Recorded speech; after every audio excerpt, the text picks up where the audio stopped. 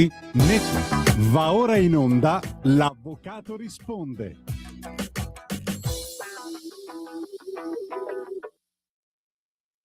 Buonasera, buonasera a tutti, ben ritrovati all'Avvocato risponde. Buonasera. Questo giovedì molto caldo, Sì, giovedì bollente. Ecco, ben ritrovati con l'Avvocato Leonardi che mi fa buonasera, ciao Celeste, buonasera a tutti i telescoltatori. questa puntata e spero che abbiate passato una bella settimana. Noi ci sentiamo sempre verso il fine settimana. Il monito di oggi è il medesimo: chiamateci. Cioè, metterei uno slogan, Esatto. Chiamateci, perché settimana scorsa abbiamo avuto il notaio che ci ha, tra l'altro, secondo me, parlato di argomenti interessantissimi, sì. anche molto attuali, perché il discorso della donazione adesso che cambierà è proprio ultra attuale, è di giugno. Quindi oggi invece vogliamo dedicare la puntata a quelle che sono le nostre principali attività, come sapete, spaziando dalla previdenza ai, diciamo, casi di malasanità, che poi sono i casi che ci occupano quotidianamente. Quindi, se volete, potete chiamare anche su vari argomenti. Facciamo il nome, Celeste, così diamo Esatto. a gran voce. 02 9294 7222 02 9294 7222. Più convincente l'avvocato Leonardi. 0292, se seguiranno minacce di morte no, perché però minacce psicofisiche, no, dai, forza, chiamateci perché ci fa piacere e ripeto anche su argomenti che esulano da quello che tratteremo oggi. Poi noi andiamo anche molto a braccio, quindi non è che per forza la scaletta che noi mettiamo Diciamo che noi, in base anche un po' a quelli che sono gli ultimi casi che arrivano in studio, certo. poi C'è anche un tema importante che volevo accennare, che è quello dell'avvocatura, che ci interessa, che ho intravisto l'altro giorno. Alla prossima all'approvazione finalmente c'è un qualcosa che io vado, una riforma. sì, andiamo veramente tardi, perché io veramente adesso siamo un paese, pensate che adesso nel 2026 hanno introdotto la possibilità agli avvocati di essere finalmente amministratori di società. Noi io grazie a Dio sono un commercialista, avrei perso un sacco di incarichi perché è una norma retrograda fatta da non so da chi, non fatemi dire parolacce, vecchia, retrograda, non consentiva a noi avvocati di essere amministratori di una società. Ma vi pare normale? Ma io dico adesso, con tutto il rispetto, ma ragazzi, poi vengo a dire che l'economia non va. E finalmente questa riforma prevederà anche a noi avvocati di avere incarichi apicali in un'azienda. Ma scusate, ma chi meglio di un avvocato può dirigere? Anzi, che ha le competenze anche legali. Aiuto, meglio tardi che mai. Però quando si dice l'Italia è indietro 20 anni, questo che vi ho detto è l'ennesimo esempio. Poi ci sono altri elementi che sicuramente migliorano. Diciamo che auspichiamo in una riforma al di là della giustizia, ma anche del nostro settore. Ma certo. Perché effettivamente questo è uno dei casi, poi ci sono tante altre. Io dico, Celeste, sulla pubblicità siamo arrivati 10 anni fa a Meta, ma poi deve sempre essere a mese. Io ricordo dei colleghi che erano tutti spaventati perché mi avevano invitato. Ma ancora adesso alcuni sono ancora. Sembrava comunque, voglio dire, bravissimo, quasi un tabù.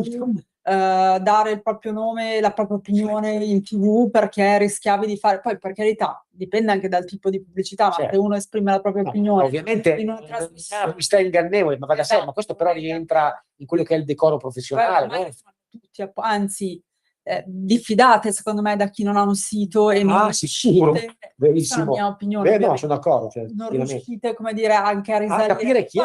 Faccio un esempio, allora non faccio nomi perché non si tratta di avvocati, però si tratta di persone, Massimo lo sa, perché lui tra l'altro viene da una città dove questa piattaforma è stata creata, non si sa da chi, è una piattaforma che si occupa, no, mi dispiace, ma siccome ho avuto già 2 persone che mi hanno chiamato, una proprio perché dichiara, poi bisogna avere le prove, però di essere stata truffata, e un'altra avevo visto una relazione di questa piattaforma, cioè questa società che appunto viene dalla tua città, questa è una coincidenza, che si occupa di fare relazioni previdenziali per le persone, per gli anziani, ma insomma anche chi volesse avere quello che facciamo noi attraverso il consulente.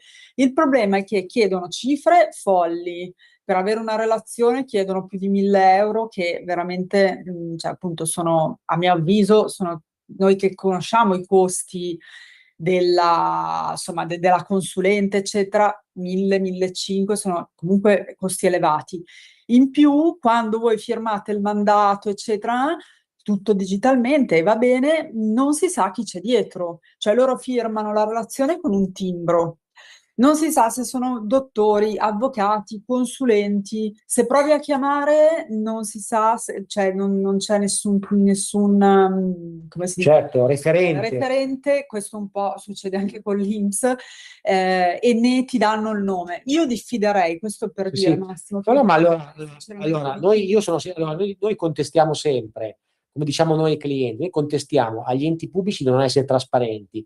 Noi dobbiamo essere i primi trasparenti, cioè un professionista. Io infatti a volte esagero pure, ma è la verità, sono orgoglioso anche di non mandar via qualcuno, cioè lo sa, che assisto senza che sia chiaro, senza che sia limpido, senza che sia pacifico e scritto. Giusto. Perché purtroppo a volte non da ultimo l'altro giorno, l'avvocato mi può dire noi i preventivi a voce, non gli diciamo, cioè noi quando riceviamo delle persone, per i clienti, se chiedono un preventivo, glielo mandiamo per scritto, non siamo dei venditori ambulanti, cioè noi vogliamo che sia scritto, anche perché mi dà fastidio mettere pressione al cliente per il quale uno che dice preventivo deve avere la risposta subito, uno deve pensarci con calma. Anche perché poi spesso i nostri preventivi sono anche, diciamo che hanno come base le tariffe forensi, però poi sono confezionati anche in base alla persona. Noi facciamo orari. Certo, possiamo fare anche in funzione anche del valore della causa, se vinciamo la causa, un premio, possiamo pattuire. Abbiamo veramente più, come dire, criteri anche appunto legati all'andamento della causa. Cioè, per voi, noi non lo diciamo subito, ma per voi proprio perché riusciamo a confezionarlo ad hoc in modo tale da non poi avere sorprese, perché poi è giusto che quello che è scripta manent, quello che poi è scritto è quello, quindi è chiaro che ci mettiamo, cioè è sintomo di professionista serio. Quindi sono d'accordo. Comunque, massima trasparenza in generale. Comunque chi non vi dà trasparenza. Esatto, questo vale veramente per tutti, questo principio. In ogni settore, anche per esempio sui preventivi, tante volte noi abbiamo fatto per causa, no? I classici lavori di imbiancamento, situazione della casa. Cioè fatevi mandare il preventivo e soprattutto il preventivo, il mandato, analizzatelo, non accontentatevi. È brava. Avere tutte le voci. A volte uno dice ho firmato, sì, ma non solo l'importo, i lavori sono coerenti con quelli che ti hanno detto che pensavi che fossero, cioè tutta questa serie di cose. Assolutamente. E soprattutto anche in questo caso. Nei casi del condominio. Brava, solo che in questo caso, quando vedete l'importo rilevante, fate vedere anche il preventivo stesso all'avvocato, perché previene un contenzioso. Capite? Ovviamente se la posta in gioco è alta, mica se prendete una tenda da sole, ma se fate dei lavori in casa di qualche migliaia di euro, quindi ci sono con la ditta appaltatrice oppure sisma bonus, tutte queste cose qua che hanno anche degli impatti fiscali. Abbiamo avuto un cliente che per esempio ha fatto sul sisma bonus, queste cose qua, poi rivendete la casa. Fatevi aiutare, una consulenza di 200 euro previene e soprattutto evita un contenzioso di migliaia di euro. Questo lo diciamo sempre, la consulenza iniziale, molti dicono ma devo poi spendere. Sono soldi risparmiati. Anche oggi uno al telefono mi dice ma io 200 euro, scusate, tanto c'è scritto sul sito, lo dico certo. Ma io devo spendere questi 200 euro, quello che è, per avere un sì, un no, su come posso fare la cosa. Ma voi mettiamo in questi termini. no, ma poi in realtà è fondamentale la prima consulenza, io l'ho sempre detto, è la consulenza più fondamentale perché vi permette di non perdere tempo, cioè vi permette di sapere, in realtà è una risposta anche secca, è una risposta importantissima. Cioè, si può fare, chiaro che è motivata, sì, perché con questi tipi di azione non si può fare, ma è comunque motivata e voi vi potreste mettere poi l'anima in pace. Ma io non voglio neanche proseguire oltre, perché le persone, se hanno un minimo di, come dire, cioè lavorano, eccetera, sanno che insomma questa consulenza è importante. Tornando poi ai nostri temi, io allora per esempio una delle nostre materie, dei casi che ci sono capitati riguardano, allora in linea generale potremmo dire che noi ci occupiamo di sinistri.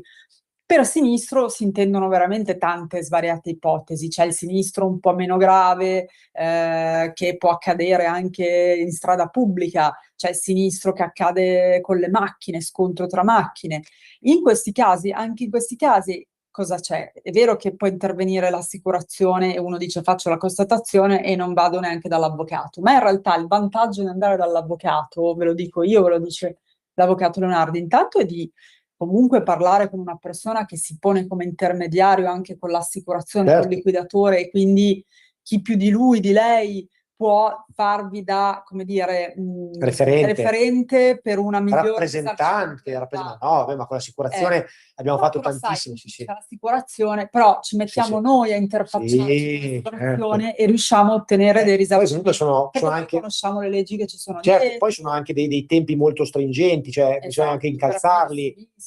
Abbiamo fatto tante pratiche di questo tipo, io ne ho fatte anche riguardanti incidenti anche in bicicletta, mi sono capitati. Ma ci vuole anche una perentorietà, una perentorietà nella trasmissione dei documenti, di come saperli trasmettere, cosa includere, cosa non fare, cosa fare, perizia medica, quando farla, quando no. Cioè, quindi ridurre la pratica in qualche telefonata, no, c'è tutto dietro una cosa che noi non possiamo ovviamente spiegare nel dettaglio, in 2 minuti, sarebbe impossibile da spiegare. Poi un lavoro che però poi è finalizzato al risarcimento del danno, ad avere un risarcimento del danno il più, appunto, come dire, sostanzioso possibile. Detto ciò, vabbè, e quindi incidenti stradali in generale. All'interno dei sinistri io inserisco anche i casi di malasanità. Cioè, malasanità cosa vuol dire? Vuol dire operazioni non andate bene, operazioni andate male, operazioni di vario genere, operazioni che non necessariamente devono portare al decesso, ma anche appunto a una, come dire, a un danno della persona che rimane sfigurata o presenta dei problemi subito dopo l'operazione che gli viene proposta.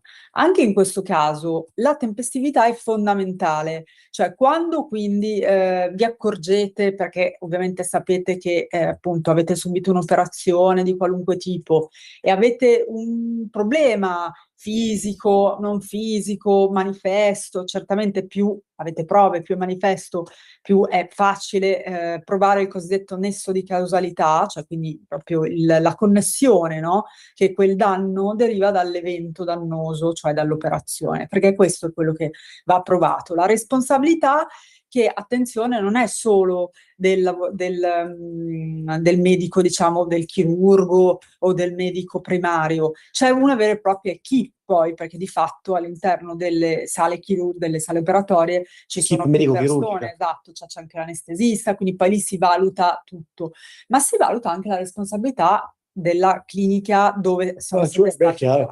Quindi in realtà che sia privata, sia l'ospedale, sia privata, certo. Però anche qui c'è tutto un lavoro, come dicevi tu, che vale per i sinistri in generale, ma vale anche qui di appunto visite da medico legale, dal medico legale per i punteggi di invalidità, raccolta prove, visite magari anche dallo psicologo, perché chiaramente può anche essere che una persona a seguito di un intervento andato male, ovviamente si deprima, magari non riesce più a lavorare, il cosiddetto si prende male, cioè perché ovviamente subisce quindi anche, come dire, dei danni morali oltre che dei danni fisici. Certo. Noi abbiamo seguito qualche appunto caso del genere, sono casi delicati, non sono casi facili, anche qui affidatevi a un esperto perché comunque appunto c'è tutta questa trafila di cioè prima di poter dire sì, chiudiamola con l'assicurazione del medico, eccetera,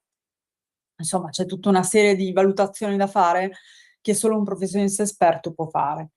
Il passaggio iniziale è un passaggio stragiudiziale, poi se proprio, come dire, il risarcimento non vi soddisfa, si discuterà con l'avvocato, se del caso si va poi in giudizio e si può aprire un giudizio ordinario di, appunto, di richiesta di risarcimento danni.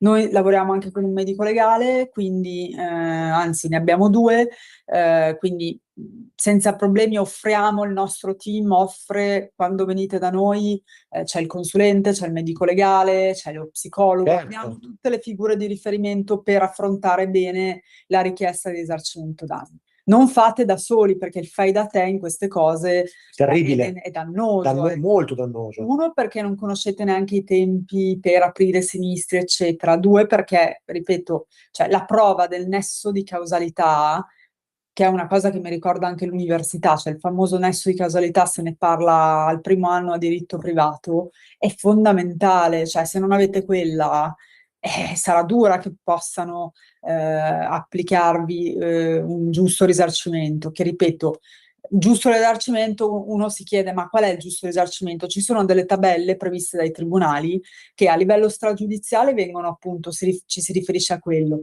Se poi invece si va in giudizio, di solito chiaramente viene stabilito dal giudice in via equitativa in base a tutta una serie di considerazioni che viene anche la causa, come si evolve. Le prove, la causa, possono essere anche testimoni. Vuoi anche dire una cosa, Celeste, sulla formazione della prova, perché è importante, perché adesso purtroppo anche le ultime volte abbiamo avuto adesso un cliente che non ci ha confermato un incarico per un asserito danno che ha subito. E però, qua anche il discorso equivale a quello di prima.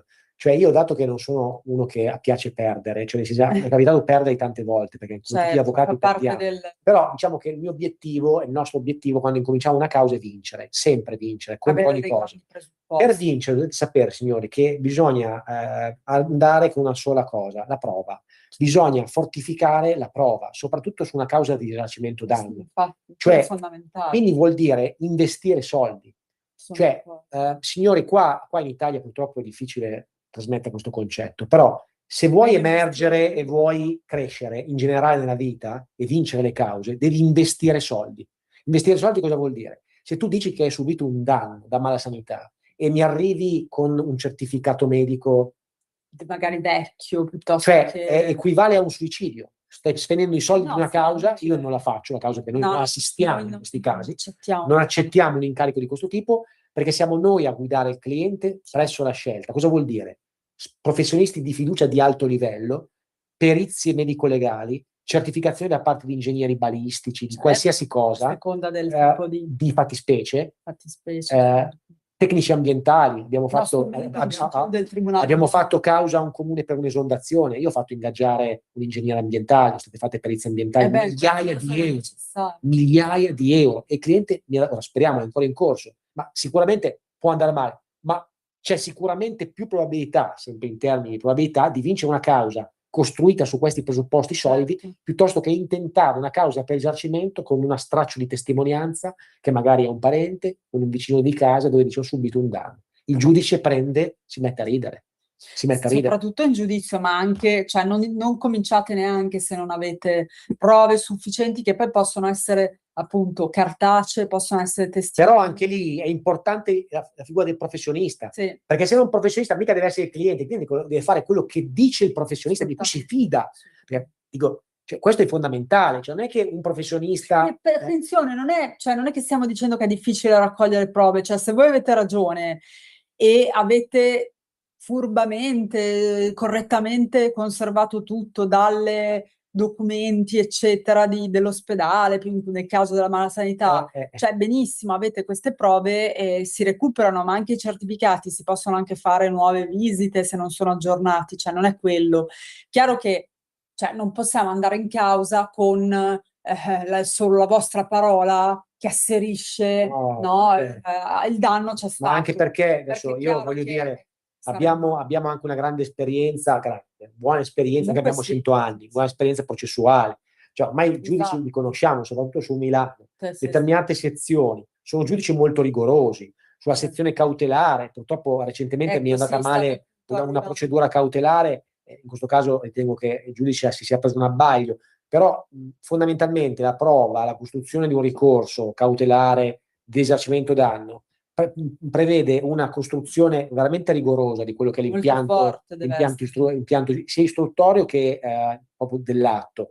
Ci vuole proprio una base solida, perché sennò la tendenza dei giudici, oltretutto la tendenza dei giudici è anche purtroppo tendono comunque già a censurare, perché ci sono tantissime cause e quindi questo che voglio sempre ritenere che abbiano giusto. Attenzione, anche la fase antecedente, noi non stiamo dicendo, il giudice ovviamente davanti al giudice, ma anche la fase antecedente deve essere una fase dove già sono raccolte tutte le prove, perché per esempio in alcuni casi si passa dalla mediazione o dalla negoziazione assistita, che più volte in questa sede abbiamo spiegato essere degli strumenti antecedenti il giudizio che possono risolvere la controversia in via stragiudiziale e magari appunto evitare un giudizio.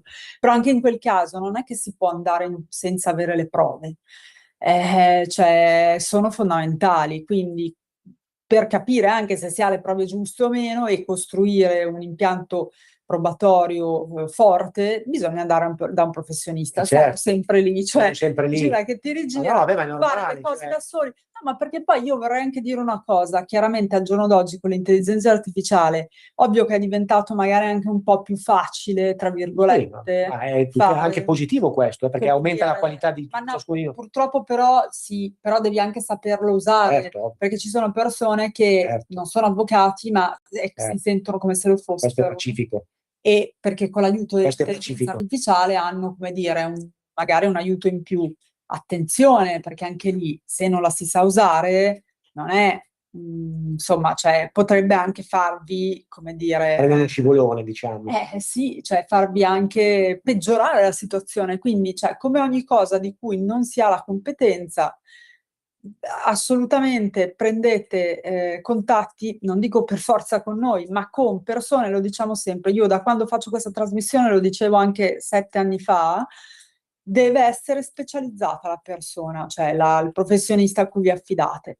Io non faccio penale, non mi sognerei mai di, come dire, seguire una causa di falso in bilancio, insomma, che riguardi reati importanti. Ognuno ha la sua professionalità, quindi anche nella mala sanità, anzi, specialmente in queste materie molto tecniche, anche la previdenza, Massimo lo sa, è una materia veramente molto tecnica, che necessita per forza della collaborazione del nostro, in questo caso noi abbiamo 2 consulenti, uno e una consulente molto brava, e magari un giorno la faremo anche intervenire Certo. in radio, ci fa piacere perché è lei che noi, a differenza di alcune società che non dicono chi sono, No, noi diciamo sempre riferimento. e diciamo sempre chi è la nostra consulente del lavoro, poi firma anche i nostri pareri. firma i nostri pareri. Lei, come sapete, noi facciamo anche un servizio di chi, come dire, di analisi di chi volesse andare in pensione e ha dei dubbi sul quando, sul come, sul regime contributivo. Non tutti hanno lo stesso percorso lavorativo, ci sono anche persone che magari, proprio ieri vedevamo un signore che ha lavorato anche in Svizzera, giustamente, quindi c'è un discorso anche di ricongiunzione, contributi esteri, fondi complementari, cioè è un mare magnum, è veramente una materia molto molto tecnica che richiede competenze specifiche. Anche andare in pensione, cioè io fossi in voi starei attento ad affidarmi a delle associazioni un po' alla buona, a meno che non conosciate qualcuno all'interno di queste associazioni, perché spesso abbiamo notato anche degli errori proprio nella semplice invio, che non è un semplice, cioè aggiungo, nella redazione e la preparazione della domanda di pensione. E ricordatevi che una volta liquidata il trattamento pensionistico, poi non si può tornare indietro, l'abbiamo visto anche con un nostro cliente. Quindi lì noi poi non possiamo farci nulla una volta che inviano.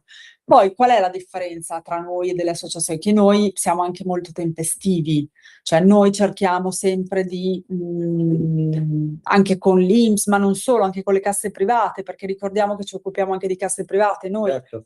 facciamo veramente dei solleciti per far sì che rispondano, perché purtroppo la legge non obbliga loro la risposta. Ma Questa infatti, è un'altra cosa. diciamo che adesso recentemente c'è stata una causa che abbiamo portato a casa, di cui siamo veramente contenti. Avevamo paura che appellassero, invece non hanno appellata, quindi aspettiamo ancora di ora Sì, perché non porta un diciamo po'. Però diciamo così, si sta orientando verso un non appello da parte dell'INPS, che ha perso abbastanza clamorosamente, e poi però quando sarà certo allora sì che dedicheremo una puntata e pubblicheremo anche la sentenza. A quel punto la metteremo sui nostri siti, la metterò sui nostri siti, perché è giusto che è un volano incredibile. Dobbiamo assolutamente rendere edotti gli amministratori, andando nel tecnico. Se c'è qualche amministratore di SRL che ci sta ascoltando, dovete sapere che dovete pagare solo una cassa. Poi sui tecnicismi li vediamo insieme, ma il principio è: pagate solo una cassa INPS, non pagate due, non pagate la subordinati e la commercianti. Ok? Se ne state pagando due, alzate le antenne, chiamateci, contattateci, perché c'è qualcosa che non va. Dovremo analizzare molto bene la posizione. Non è detto che riusciamo a togliere tutto, perché ci sono casi in cui è dovuta, ma sono rarissimi casi in cui due sono dovute. È dovuta solamente una. Perché sennò è come una doppia tassazione. Doppia tassazione. Siamo massacrati di tasse, non ce la facciamo mai, quindi non ce la facciamo più. Quindi adesso forse abbiamo anche la pausa fra poco. Esatto, Natalia ci dirà, abbiamo ancora 30 allora, secondi. Poi... 029294 7222 029294 7222. Nella seconda parte della puntata mi auguro, siamo venuti qua per voi col caldo, eccetera. Intanto il computer si sta morendo, quindi andiamo in pubblicità. Ricadrà, a tra pochissimo. A tra poco. Per la tua pubblicità visita il sito radiolibertà.net.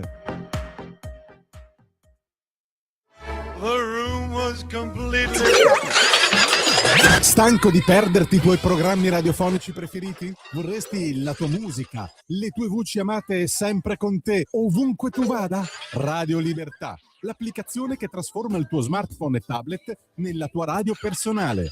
Scaricala ora, è gratis per i dispositivi Android e iOS. Avrai tutta la programmazione quotidiana di Radio Libertà a portata di mano. Scopri di più su radiolibertà.net. Semplicemente la tua radio.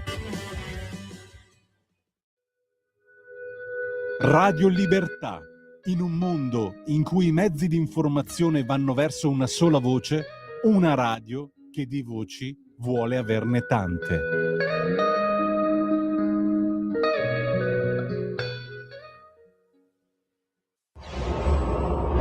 Radio Libertà. Veniamo da una lunga storia e andiamo incontro al futuro con spirito libero per ascoltare tutti e per dare voce a tutti.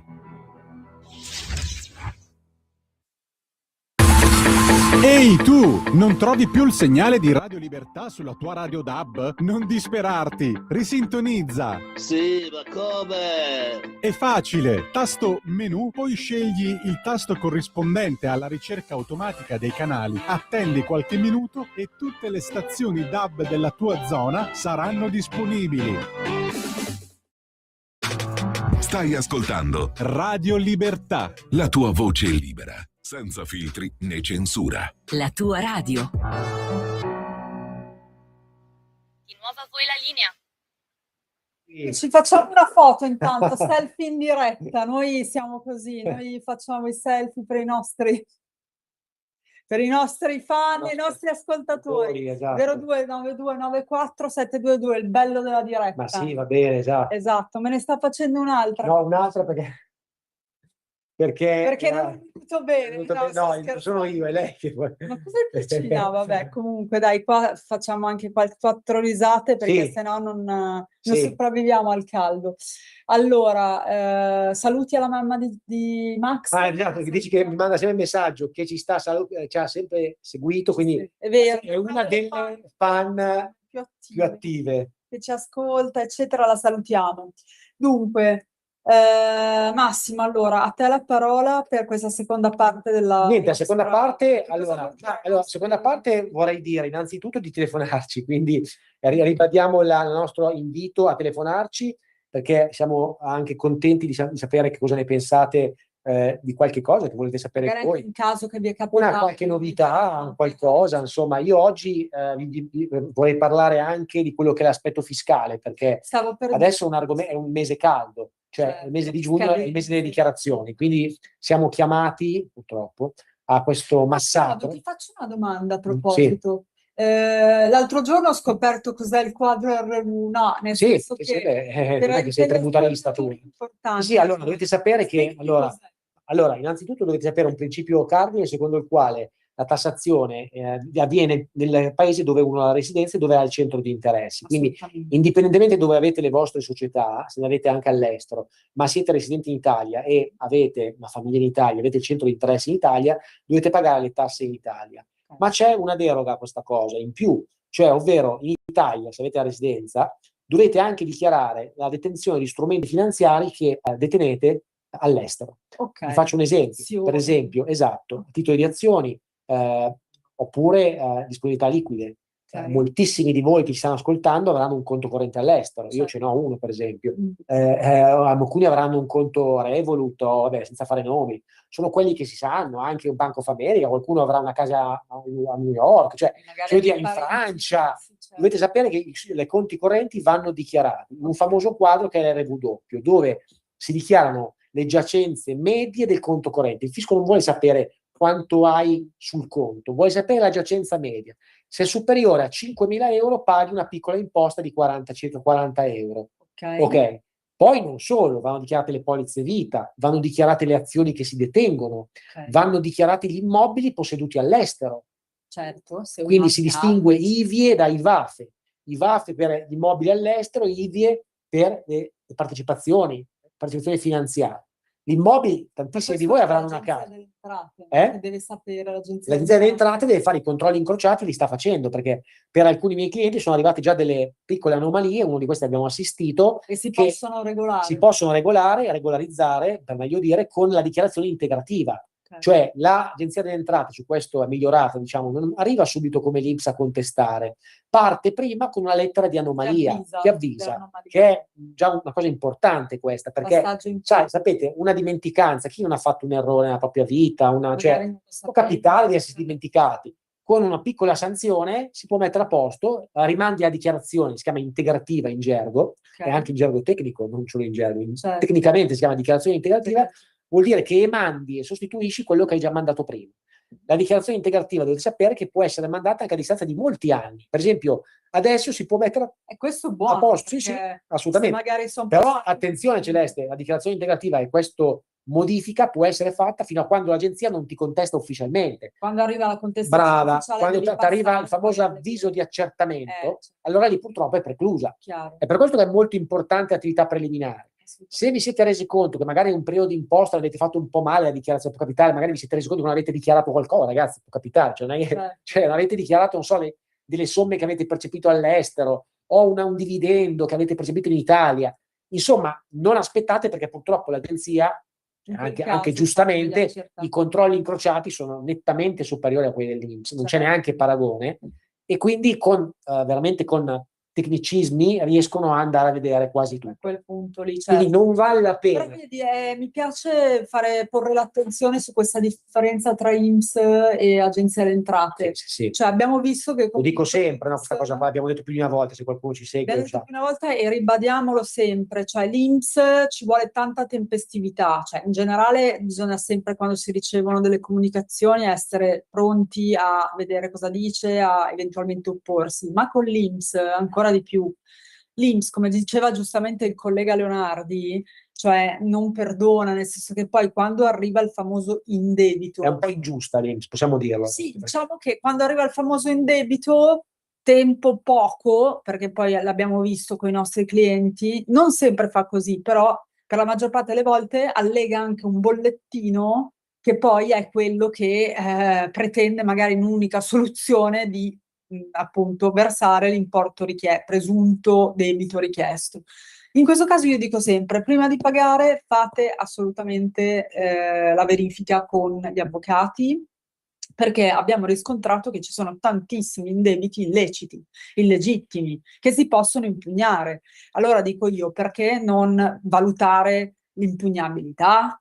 Cioè, se sono opponibili, anche lì c'è un limite di tempo, no? Per la possibile opposizione amministrativa. Comunque, insomma... Però, insomma, cioè, appena lo ricevete, datevi da fare. Però voglio dire, è sempre importante capire una cosa, un messaggio che vogliamo dire. Quando arriva qualcosa dall'INPS, molto probabilmente ci sono più chance da giocarci che quando arriva qualcosa dall'Agenzia delle Entrate. Sto parlando di contestazioni formali, numeriche. Sì, certo. L'agenzia spesso, non è sempre, deve vedere, perché anche l'agenzia a volte sbaglia, però quando arrivano tipo l'altro giorno il nostro cliente è arrivato con questa lettera anomalia, avevano ragione, cioè effettivamente quei due conti correnti non li aveva dichiarati, quindi anche un buon professionista è quello che vi dice anche questo, perché noi dobbiamo sempre dire le cose che fanno piacere al cliente. Io facevo avvocato, ma se un cliente viene da me e l'agenzia aveva ragione, come in quel caso, io ho detto senta, sistemi subito e mandi via, gli ho detto paghi la sanzione, cioè, capite cosa voglio dire? Mai arroccarsi sempre sulle proprie difese, bisogna anche ammettere quando, ecco, invece però purtroppo l'INPS, io non so come sia mai possibile, che io tutte le volte che di atti ne abbiamo visti, non ce n'è uno, posso dirlo, che ho visto in questi anni che sia scritto in modo comprensibile. Vero. Cioè, infatti una delle nostre argomentazioni, che vabbè sono argomentazioni, poi ci sono quelle di merito, quelle di rito, chiaramente tra quelle formali c'è anche proprio come dire, la mancanza di motivazione, oltre che non so, la confusione che crea nelle persone, anche nel professionista, cioè facciamo fatica noi a comprendere qual è l'oggetto della contestazione, figuriamoci, immagino chi non appunto è abituato, diciamo, appunto al diritto. Quindi molto spesso questa diventa una delle contestazioni. Anche qui io non consiglio mai di fare un ricorso amministrativo, che è la prima, diciamo, difesa, il primo atto che si può fare quando arrivano i provvedimenti dell'INPS. Io non lo consiglio mai di farlo da soli. È vero che assolutamente non sarebbe necessario, dicono l'avvocato, però per me è fortemente consigliato, anche perché non è detto che finisca lì. Il ricorso amministrativo potrebbe poi scaturire, certo, come spesso accade, perché esatto. ultimamente la statistica, mentre abbiamo avuto dei periodi in cui abbiamo cancellato ultimamente la statistica, anche perché noi siamo onesti, purtroppo veniamo censurati, poi il giudizio invece cambia la musica, no? Però anche lì, giustamente, poi il cliente, sai, deve investire altri soldi, quindi... Però è così. L'altro giorno abbiamo detto, è vero, cioè il ricorso viene visto sempre dall'INPS che ti accusa, cioè la famosa separazione carriere, un po' simile in questo caso, perché tu porti un ricorso amministrativo all'organo che ti ha accusato, quindi è difficilissimo, ovviamente. Ve lo giudicherà una commissione, un comitato, una commissione che chiaramente è composta sempre da funzionari INPS che addetti a questo tipo di attività. Chiaro che quando si va in giudizio si spera, dovrebbe essere così, la neutralità è... Possiamo anche fare un esempio, cioè la neutralità l'abbiamo sta vedendo adesso, quando un giudice si entra in livello numerico, cosa fa? Nomina un CTU, quindi più neutralità di così, cioè lì sì che nomina le persone che sono poi lì ovviamente c'è sempre l'alea del CTU, deve essere bravo, capito? Questo vabbè, però intanto è 1/3. No, però intanto esatto, la correttezza c'è. CTU e poi CTP di parte, che sono i consulenti di parte, che ovviamente stanno dalla parte propria. Dalla parte, esatto, quindi del soggetto. Automaticamente avete la maggiore contezza del fatto che, insomma, la causa viene ovviamente analizzata con più indipendenza, no? Rispetto a esatto, quindi il consiglio è quello anche lì di procedere con un avvocato. Di solito si hanno 90, che poi non sono mai 90, ma anche di più. No, a volte anche meno, ovviamente magari... O meno, più, poi noi magari facciamo dei solleciti per far sì che ci possano rispondere, ma anche qui la legge non obbliga una risposta appunto obbligatoria da parte dell'INPS. Ad ogni modo, questa è la procedura per potersi opporre agli indebiti. Max, quanti tipi di indebiti conosciamo? Tantissimi. Quelli sugli errori della pensione, quello più frequente è proprio l'indebito scaturito dalla pensione. La reversibilità o debiti anche da inabilità? Perché giustamente un'altra delle accuse che giustamente le persone muovono è: ma come mai l'INPS mi toglie quello che non sapeva già dall'inizio, i miei redditi, eccetera? Come mai mi toglie quello che mi ha dato? Ed effettivamente questo ragionamento logico fila. Cioè, se io ti do un qualcosa, io ente, è perché ho già verificato che tu ne abbia diritto. Certo. No? E se poi dopo 3 mesi te lo tolgo, è chiaro che suona un po' male, cioè suona strano. In questo caso a noi vengono in gioco, diciamo così, delle argomentazioni molto favorevoli anche dal punto di vista della giurisprudenza. Per esempio, anche qui bisogna portare delle prove. Se l'INPS nell'indebito mi sta accusando, mettiamola in questi termini, che io ho superato i limiti del reddito annuale, per esempio per ricevere la maggiorazione sociale, per ricevere, non so, la reversibilità, eccetera, eccetera, perché ci sono comunque sempre stabiliti dei limiti, allora mi chiedo, Max, mi dici? No, stavo con una sentenza. Se io ho superato i limiti, allora lì il discorso è: se si dimostra che non c'è stato dolo, quindi il mio reddito era sempre quello, ho adempiuto la dichiarazione, cioè ho avvisato l'INPS, quindi conoscibilità dell'ente, in teoria noi, se abbiamo tutti questi presupposti, possiamo assolutamente fare opposizione e in teoria il ricorso dovrebbe essere accolto. Poi chiaramente dipende dall'INPS, però ci sono comunque i presupposti per farlo. Allora, il tema... ci deve essere il ma sì, ma quasi mai c'è, perché alla fine abbiamo visto quasi mai. Nelle nostre statistiche, che piace essere, io ho fatto tesi statistica, quindi ho sempre la statistica in mente, perché la verità, ogni il mondo viene guidato dalla statistica, qualsiasi cosa, si pensi. È una scienza esatta. È una scienza, cioè, ho questa mente deviata. Perché posto della mia mente. No, perché ho laureato in statistica, io dico che effettivamente poi è vero, ogni cosa che va valutata statisticamente. La probabilità è tantissime volte nella nostra vita dovreste prendere una scelta e la scelta viene come determinata dalla probabilità di fare una determinata. Quando fai una causa, qual è la probabilità di vincere? Ok, magari non si può esprimere in percentuali, ma si può esprimere sicuramente in probabile, possibile, certo o remoto. Certo, esatto. Di vincere è impossibile. Beh, noi non possiamo. Probabile, un avvocato deve saperlo dire, probabile o possibile, certo, o impossibile. In questo caso, zero chance. Questo, diciamo che viene praticamente detta questa cosa qua, deve essere detta, perché sennò ciascuno di noi può prendere scelte senza analizzare questo tipo di cose. Ricordatevi questa cosa. Quindi anche statisticamente abbiamo visto che ultimamente le contestazioni che vengono mosse e le trattenute sono derivanti da scelte di contribuenti che hanno adempiuto correttamente al loro compito. Quindi hanno adempiuto in buona fede. Hanno dichiarato. Dato che c'è la giurisprudenza. Non hanno. C'è dolo omissivo. Quando c'è il dolo, fa un esempio a chi ci segue. Il classico cavallo di battaglia. No, ma il classico reddito di cittadinanza, cioè chi ha intascato reddito di cittadinanza falsificando l'ISEE. Vabbè, in quei casi è giusto. Ce ne sono tantissime. Certo, infatti, no? In quei casi secondo me noi non prendiamo. No, c'è anche aspetto penale poi, perché sì, io dico sempre, cioè, diciamo, noi quei casi non li prendiamo, infatti riteniamo che siano non impugnabili, perché comunque sono corretti. Esatto, però per esempio anche lì una signora che aveva preso effettivamente il reddito, è stato provato che noi l'abbiamo difesa perché effettivamente questa aveva percepito il reddito e gli aveva dato l'INPS. Certo. Però anche lì, scusate, quello che diciamo sempre ai nostri clienti, anche per fargli capire che le azioni sono più che legittime le nostre, indipendentemente da ogni tipo di cosa, è quello che ho detto l'altro giorno, cosa che invece l'agenzia non fa. Che l'agenzia, prima di darti un qualcosa, lo verifica prima. Cioè, l'INPS ha stancato, cioè io dico, a me la cosa che più stupisce è che nessuno ne parla, prima cosa.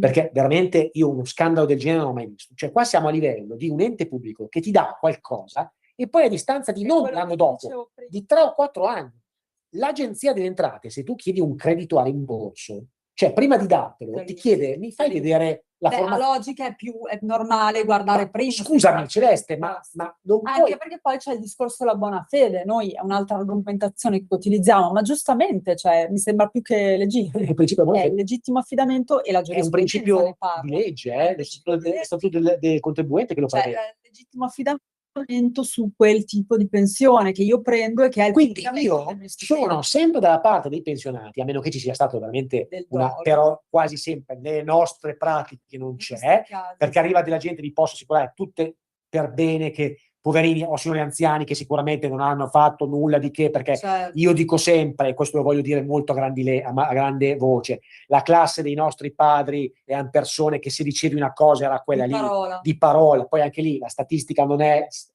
sempre, vero, sì. però era gente che se poteva pagare anche di più di tasse rispetto a me. Gente corretta. Quindi io voglio credere che un signore che ne ha qua di 70 anni, che ha preso un assegno di invalidità, Celeste, non l'abbia intascato indebitamente per poi noi facciamo tutte le verifiche, abbiamo visto che appunto c'è sempre la correttezza da parte, tra l'altro voi dovete sempre dire la verità al vostro avvocato, ovviamente, perché così possiamo sapere tutto, ed effettivamente anche in casi di prestazioni assistenziali abbiamo visto dei casi dove era abbastanza palese che dovesse essere riconosciuta l'invalidità, e anche in quel caso era stata riconosciuta, poi 2 mesi dopo tolta. Ci sono sicuramente dei limiti da rispettare, cioè chi prende l'invalidità deve stare attento al reddito, ma questo è anche giusto, Massimo. Ma infatti noi facciamo tutte le verifiche, cosa che dovrebbe fare anche Chiaro che se la situazione cambia, io prendo l'invalidità, poi improvvisamente, non so, mi metto a lavorare, faccio un utile da $100.000, colpa tua, chiaro.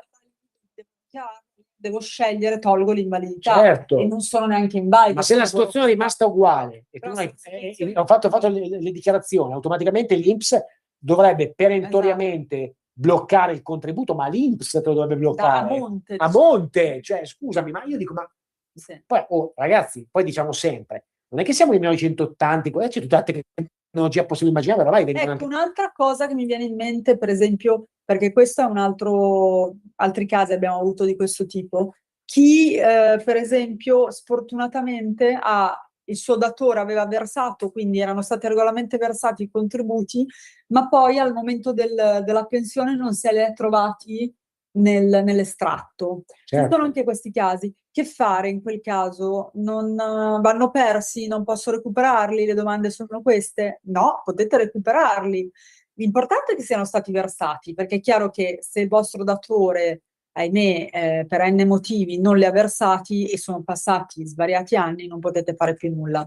Ma se il datore li ha versati e sono anche passati 30-40 anni, abbiamo avuto un caso proprio degli anni 80, con una procedura che ovviamente richiede l'aiuto degli avvocati, del consulente, riuscite a ottenerli, magari sono proprio quei 2 anni che vi servono per la per l'acquisito, la pensione, eccetera, quindi perché lasciarli persi o perché doverli nuovamente versare e pagare. Quindi non scoraggiatevi, perché anche in questo caso, se sapete, bisogna avere le prove che sono stati versati, potete tranquillamente recuperarli. Certo. Abbiamo avuto un paio di casi anche lì che, no? Assolutamente, sì, no, ma voglio dire, tutto quello che può essere fatto in autonomia lo potete fare. No, perché a volte le persone arrivano da noi, lo sai benissimo, anche un po' scoraggiate, perché sai, comunque assistiamo, comunque noi assistiamo anche a una categoria, come detto, debole, perché questo è un altro aspetto. Non detto, perché noi assistiamo anche persone. No, dico sull'INPS, sto dicendo. Sì, spesse volte però sono persone anziane. Quelli già in pensione. Insomma, anche lì, tornando al discorso di prima, numericamente sono più le persone anziane che assistiamo rispetto a quelle giovani, no? Certo. Quindi, l'altro giorno, tantissime volte arrivano da noi gente che anche a livello di scolastico è normale, sempre per tornare al discorso di prima sui nostri padri, c'è gente che magari non ha studiato, ma non perché non voleva, ma perché doveva lavorare e comunque non può conoscere questa materia. Esatto, quindi alla fine voglio dire, è normale che per virgolette ci sia un po' di ignoranza, no? Dietro, certo. e soprattutto ci sia anche, come detto, una categoria debole, questo che a me dispiace, perché attaccare così gli anziani che veramente prendono 1.000 euro e chiedergli indietro 10-15 mila euro in una botta sola, perché questo sta facendo l'INPS, con attaccato un bollettino che devi dare 15.000 euro, ma cosa è? Stiamo scherzando? Ma, no, dovrebbe essere anche un po' più appunto dettagliato nelle sue richieste, cioè come dicevi tu, almeno l'Agenzia delle Entrate fa controlli prima. Effettivamente l'INPS, ci sono persone che sono venute da noi, ma anche persone con soldi, senza meno soldi, insomma in generale, che comunque sono venute da noi col patema, perché ovviamente non sapevano poi cosa fare, e noi le abbiamo appunto indirizzate o verso l'opposizione o siamo anche onesti a dire quando ci sono gli estremi. Però ecco, e poi soprattutto altra cosa, Celeste, scusa, volevo dire, valutate anche sempre l'ammontare, no? Perché sempre fa un esempio, tu è venuto a noi una persona con 10.000 euro di debito, cioè 10.000 euro si può anche spendere 2.000 euro con l'avvocato, no? Ha risparmiato 8.000. Facendo una valutazione direi di sì. No, è importante questa cosa, perché se uno viene da noi con 2.500 euro di debito, cioè magari ci sono possibilità, però noi meno di 1.000 non riusciamo a fare. È chiaro che dobbiamo applicare le analisi, cioè sui ricorsi anche sulle contravvenzioni con le multe normali, no? Se prendi una multa da 100 e di fare deve anche valerne la pena. A me spiace perché poi magari quella multa è veramente illegittima. Lo so. Però dovete sapere che questo è un aspetto che dovete valutare. Sì, certo. Diciamo che poi si valuta tutto nella... Cioè, più la posta in gioco è alta e più conviene investire. No, io ti dico, mi vedi un po' sconfortata perché mi spiace, noi cerchiamo sempre in questa sede di spiegarvi il perché affidarsi a un avvocato, eccetera. Mi spiace che chiaramente che non suoni come un dover venire per però mi dispiace, e tu lo sai perché condividi, che le persone a volte hanno paura di questa figura. Ripeto, siamo un paese che deve ancora crescere. Sono associazioni che poi fanno peggio perché noi abbiamo avuto anche cause nei confronti di alcune associazioni. Poi questa cosa che io dico sempre, Celeste, poi non è detto perché anche ci sono anche da noi colleghi che hanno avuto tantissime, anch'io ho avuto, credo tutti abbiamo avuto dei problemi, magari contestazioni possibili disciplinari, però un tema vero è questo, nella stragrande maggioranza dei casi gli avvocati avete come garanzia il fatto che appunto devono rispondere a un ordine deontologico, e quindi nella stragrande maggioranza dei casi sarà quello meno bravo e più bravo, però troverete persone che vi dicono effettivamente. Ma perlomeno competenti. Poi potete, ovviamente l'ultima parola è potete scegliere. Ma anche come penso, oltre competenti ce l'è anche come trasmissione di preventivi, insomma, avete uno schermo in più su questo, no? Poi magari anche lì magari ci può essere quello, però insomma è sempre meglio avere uno schermo di questo tipo, piuttosto che andare su internet e cercare il primo che passa. Poi comunque c'è la figura dell'avvocato, specialmente nel lavoro, proprio nel ramo previdenziale, abbiamo visto che può essere molto utile anche non necessariamente facendo cause, ma anche per interfacciarsi con appunto gli enti previdenziali, che poi non sono solo INPS, come tu sai, ci sono anche enti privati, cioè le casse, abbiamo avuto a che fare anche con appunto moltissime casse dei medici, abbiamo in avuto realtà magari ci danno un po' più ci danno retta anche l'INPS, ma sai, se scrive e chiama l'avvocato è un'altra cosa. sai, c'è poi anche a livello numerico, cioè è normale, ci sono meno professionisti e quindi è normale che hai più assistenza. Infatti anche lì abbiamo chiuso un po' di posizioni dovute sai, è normale all'intervento dell'avvocato. È normale che se una cassa ha 200.000 iscritti piuttosto che 1.000.000, cioè capite bene che e soprattutto anche all'interno. Sì, non è una giustificazione. No, assolutamente. Perché comunque. Poi sono i nostri soldi, poi. Io maneggio i nostri soldi, Celeste. No, ma non è assolutamente una giustificazione. Grazie che l'hai precisato. Ma lo so. Ma sì, però andava precisato, hai fatto benissimo. Hai fatto benissimo. Piuttosto metti più persone a lavorare, come dovrebbe essere. Poi, scusa, metti, sai cosa? L'intelligenza artificiale e la simulazione elettronica. Perché cosa pensi che negli altri paesi in America che ha il 100, America è 13, non so quanti, 26 volte più grande, cioè ovvio che tutto strumentalizzato con queste cose qua, il filtro iniziale è tutto lì, cioè non puoi con l'INPS, che io entro nel sito dell'INPS, l'altro giorno ho dovuto fare una cosa di rimborso, mi è venuto il gocciolone, non si capiva nulla dai dentro, ma dai, cioè. No, è quello che dico, anche all'interno l'abbiamo visto con lo speed stesso del sito, cioè a volte è anche difficile fare una cosa. Adesso sono anche molto orgoglioso sul fatto che non so quanti altri professionisti sono in grado di entrare dentro quella dimestichezza che abbiamo noi, perché guardate che non è assolutamente banale. In un caso noi abbiamo avuto un professionista che ha detto che era impegnato, abbiamo dovuto farla noi questa istanza di rimborso, ci siamo messi lì e l'abbiamo fatta e non avremmo dovuto farla noi siamo gli avvocati. Quindi, e invece un professionista che evidentemente non se l'hai sentito, non lo sapeva fare, ha detto quindi abbiamo dovuto farla noi e l'abbiamo fatta il giorno dopo rispetto alla richiesta. Il giorno dopo, non 3 settimane dopo, il giorno dopo abbiamo fatto un'istanza di rimborso. Così, diciamo così. Ci avete chiamato cattivoni, però noi andiamo avanti lo stesso. Tanto voglio dire, la chiacchierata è più che positiva lo stesso, siamo contenti lo stesso. Direi che però se ormai avvicina alla fine. Si avvicina alla fine, vabbè, torneremo. Andremo avanti adesso in questa. Noi sicuramente andremo avanti in questa stagione. Settimana giovedì non ci sono, però se mi volete chiamare, ok. Sicuramente vedremo come fare. Io probabilmente non posso che collegarmi eventualmente. Altrimenti ci rivediamo sicuramente giovedì l'altro. Sì. Ti dicevo la stagione estiva. Sì, andiamo avanti. Se non ci chiamerete, vedremo se. Noi ce la leghiamo al dito. Come abbiamo sempre detto, è importante la vostra collaborazione. Diciamo che è un periodo un po' dormiente.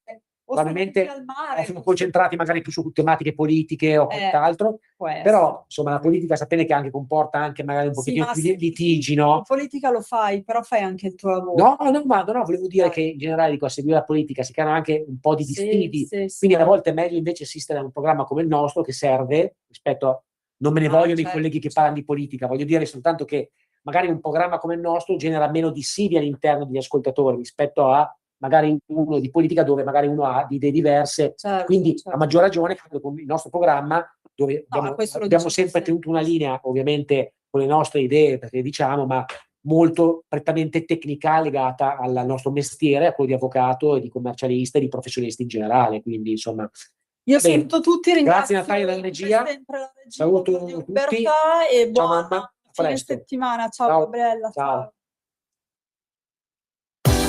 Avete ascoltato L'Avvocato risponde.